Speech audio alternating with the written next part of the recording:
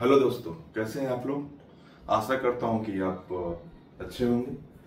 आज मैं आप लोग को वर्ग दशम के हिंदी आ पाठ्यक्रम के बारे में, नया जो पाठ्यक्रम जारी किया सीबीएसई में, उसके बारे में आप लोग को कुछ बताना चाहता हूँ कि इस बार नया बदलाव क्या आया है, क्या नया बदलाव किया गया है।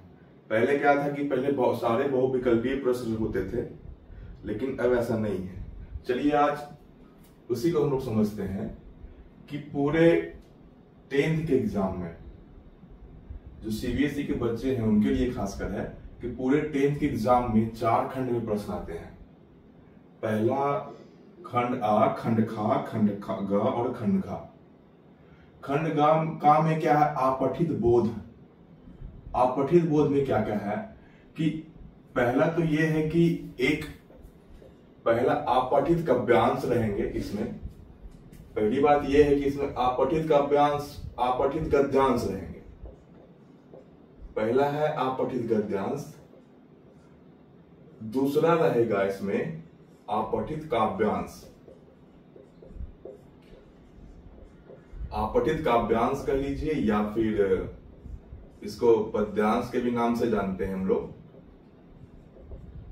तो इसमें 2 साल से 3 साल से लगातार क्या था कि सारे एमसीक्यू ही क्वेश्चन आते थे, लेकिन अब ऐसा नहीं है। अब चेंज कर दिया गया सीबीएसई के द्वारा। अब क्या है कि इसका पैटर्न क्या है कि आपठित गद्यांश कि 3 प्रश्न जो होंगे, 3 प्रश्न जो इसके होंगे वो एमसीक्यू बेस्ड होगा, और जो 2 प्रश्न होंगे, 2 प्रश्न जो होंगे वो होगा 1 लाइनर या 1 सेंटेंस में इसका उत्तर देना है। 1 वाक्य या 2 वाक्य भी हो सकते हैं। तो इसका मार्किंग स्कीम क्या है ना कि सारे 67 नंबर के प्रश्न पूछे जाएंगे। जैसे ये 2 प्रश्न है, ये 2 गुने 2 जो हो गए 4 नंबर के हो गए, और एक नंबर का 3 प्रश्न पूछा जाएगा एमसीक्यू 3 नंबर का, वो टोटल 7 नंबर के। ठीक उसी प्रकार यहां है कि काव्यांश या पद्यांश में भी वही चीज है। काव्यांश पद्यांश में क्या है कि 3 प्रश्न जो होंगे वो 3 प्रश्न जो होंगे एमसीक्यू होंगे, और जो 2 प्रश्न होंगे वो वाक्य, एक वाक्य में उत्तर देना है या 2 वाक्य। जैसा क्वेश्चन होगा वैसा उसका उत्तर देंगे। तो ये तीनों प्रश्न भी क्या क्या है कि एक नंबर के 3 प्रश्न रहेंगे, 3 नंबर का 3 मार्क्स का, और ये 2 नंबर के 2 प्रश्न होंगे 4 मार्क्स का। तो टोटल 7 मार्क्स का, 7 मार्क्स गद्यांश, 7 मार्क्स पद्यांश, तो 7 7 14 मार्क्स का ये हो गया। पहले क्या था, सारा पहला जो इससे पहले जो एग्जाम ले रहा था सीबीएसई वो 10 नंबर का ले रहा था। 5 नंबर का ले रहा था आपठित गद्यांश और 5 नंबर का आपठित काव्यांश, सारे एमसीक्यू क्वेश्चन, जिसमें एक कथन कारक बेस्ड क्वेश्चन रहता था। लेकिन इसमें भी कथन कारक जो 3 एमसीक्यू है, इसमें भी कथन कारक बेस्ड क्वेश्चन है और रहेंगे, उसको हटाया नहीं है। सिर्फ चेंजिंग क्या किया है कि 2 प्रश्न रिटेन दिया है, एमसीक्यू हटा दिया गया। अब आते हैं हम लोग व्याकरण पे चर्चा करेंगे। तो व्याकरण का सिलेबस ऑलरेडी आपको पता ही होगा कि क्या क्या पढ़ना है। और व्याकरण में पहला तो चैप्टर है वाक्य, रचना के आधार पर, रचना के आधार पर वाक्य पढ़ना है। दूसरा पढ़ना वाक्य पढ़ना है। तीसरा अलंकार,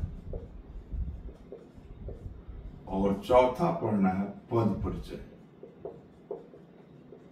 ये 4 चैप्टर जो है व्याकरण के पढ़ने हैं, और चारों से 4-4 नंबर के क्वेश्चन आएंगे। लेकिन एक्चुअली क्वेश्चन 5 रहेंगे, लेकिन बनाने 4 है।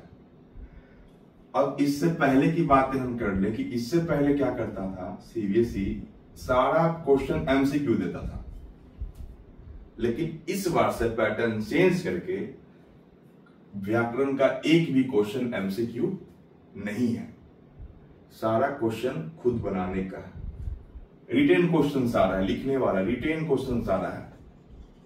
सारा जो क्वेश्चन रहेगा वो रिटेन क्वेश्चन रहेंगे, चाहे आप वाक्य पे ले लीजिए या वाक्य पे ले लीजिए, अलंकार ले लीजिए या पद पर से ले लीजिए, सारा क्वेश्चन आपका रिटेन ही रहेगा, लिखने के लिए रहेगा।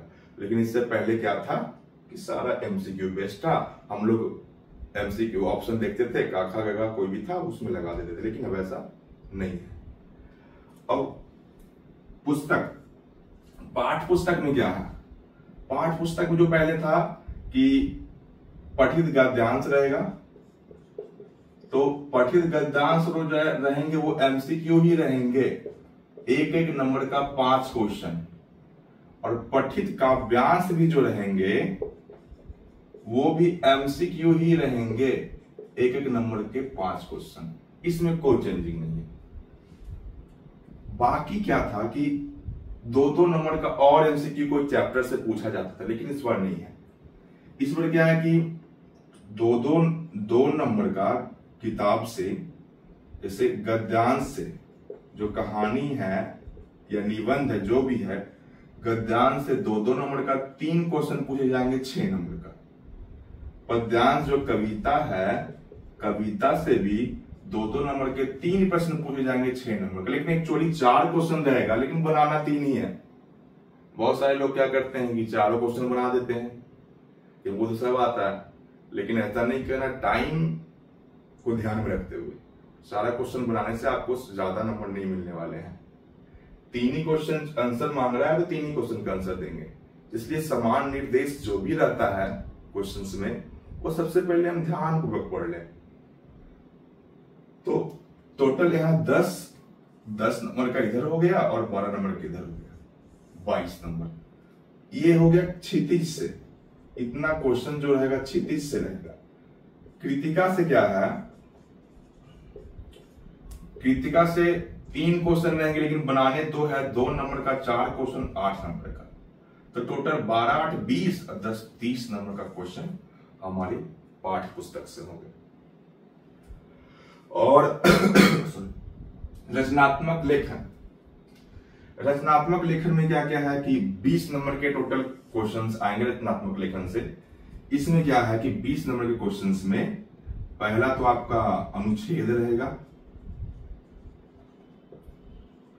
अनुच्छेद रहेगा।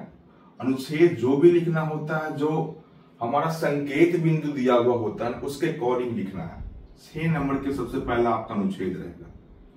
दूसरा चीज, अनुच्छेद के बाद आता है हमारा पत्र।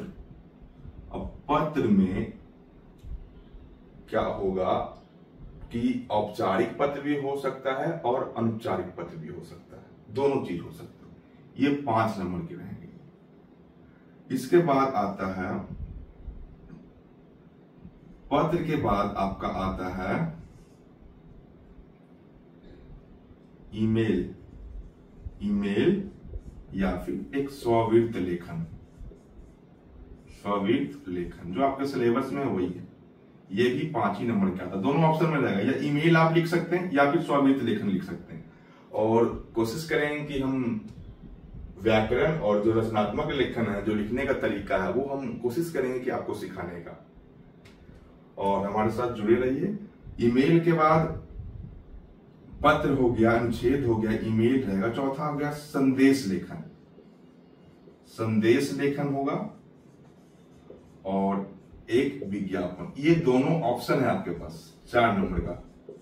या तो आप संदेश लिखिए या तो आप विज्ञापन लिखिए, दोनों में से कोई एक ऑप्शन आपको चूज करना है। रहेंगे दोनों ऑप्शन, या ईमेल लिखिए या फिर स्ववृत्त लेखन लिखिए, रहेंगे दोनों ऑप्शन आपके पास, अथवा में करके जो भी बनाना है। पत्र में तो है, पत्र तो लिखना है, 2 पत्र रहेंगे, दोनों में से कोई एक पत्र लिखना है। अनुच्छेद भी 3 रहेंगे, तीनों में से कोई एक अनुच्छेद लिखना है। ये था सारा न्यू पैटर्न का। चेंजिंग क्या क्या हुआ है?